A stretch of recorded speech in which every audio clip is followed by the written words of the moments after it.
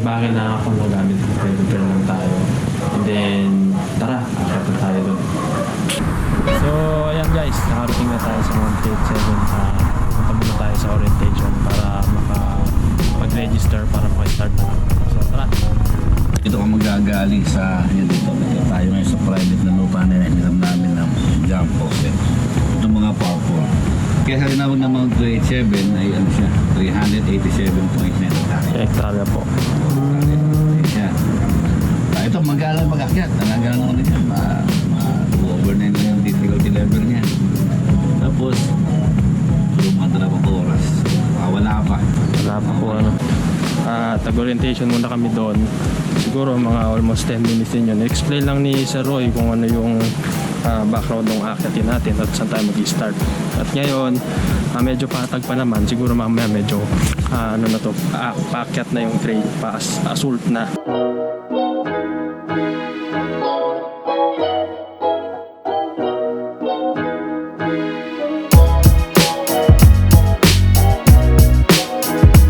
Pahinga lang kami, medyo wala pa sa 1/4. Sir Darius pala yung aking guide. Yun, nag-start na yung pa-assault. Siguro mamaya-maya continue na ulit kami. And yun, pangano na lang.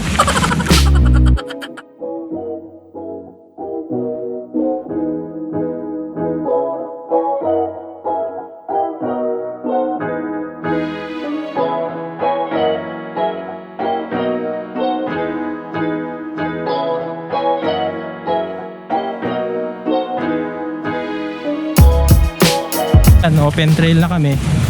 Medyo kahit pa paano malapit-lapit na daw sa summit. Init na yung panahon, wala nang masyadong mga puno. Ayan, dito yung daan. Ang init. Ayan naman yung nasa likod ko, bulubundukin ng Karangran, Nueva Ecija. Pero malapit na tayo sa katutukanan. Konting push pa.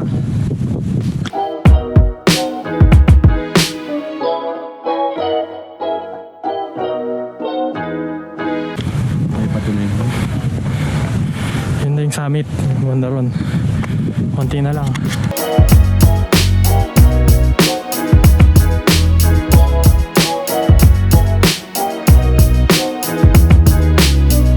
So hindi na masyadong visible dito yung may maliit na parang hill o bundok, burol. Yun daw yung Balonggao, Pangasinan. Imagine mo parang lapit lang.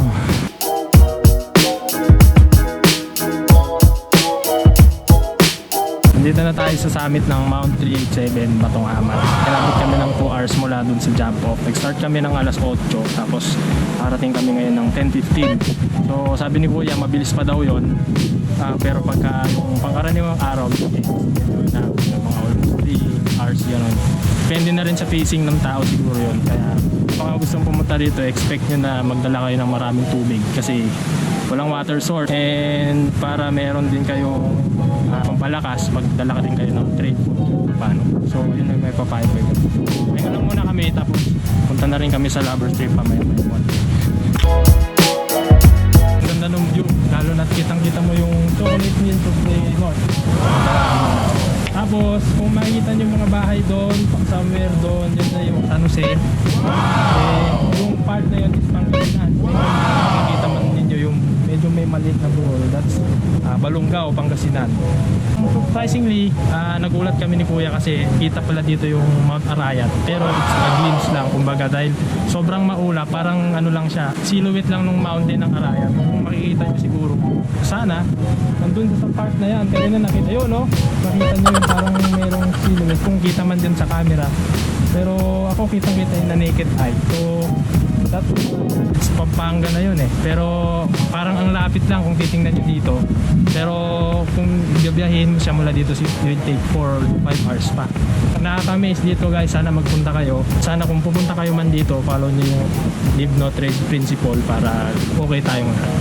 So yun, pupunta na kami sa Lover's Pine Tree. Isa ring attraction dito yon, so abangan nyo.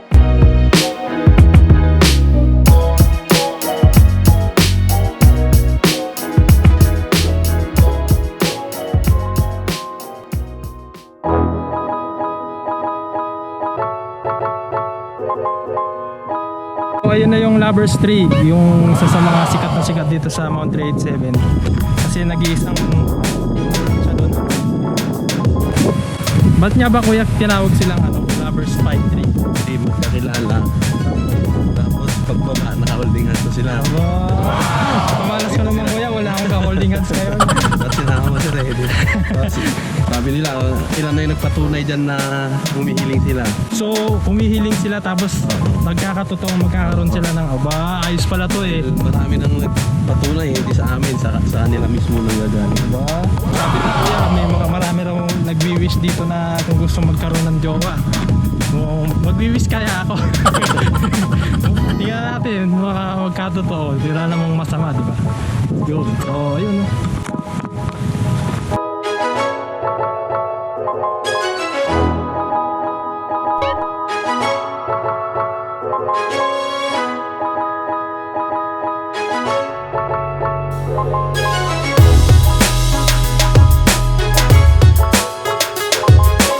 Nyo kanina si kuya nagdidilig ng mga halaman. Ito yung isa sa advocacy ng Mount 387. Yung mga namamahala dito na sa project nila is magtanim ng maraming puno dito. Tapos kada guide na maakyat dito, nagbabaon sila ng tubig para pang dilig nila dito sa mga tinanim ng mga climbers na mga puno.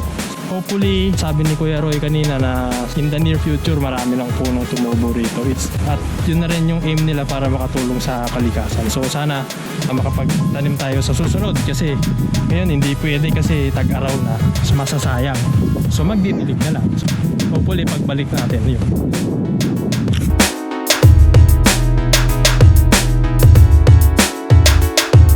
Bababa na kami at kami pupunta na sa Aloha Falls, yung side trip ng mga aakyat dito sa Mount 387. At sabi ni Kuya, challenging yung pagbaba na ito, matarik.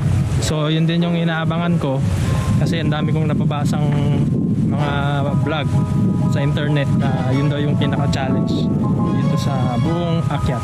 So titingnan natin yan kung challenging nga ba talaga siya.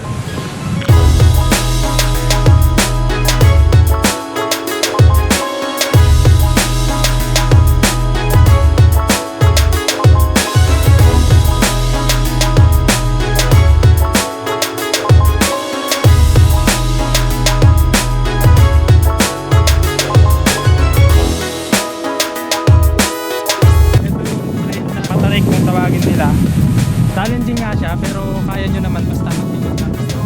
And other option is yung mag-slide kayo. Pwede kayo mag-slide. Pero syempre, extra ingat lang para safe time. Saka ayan, ito yung pababa ng galing sa summit. And kami ay papunta na ng Aloha Falls. Konti pa, konting baba pa.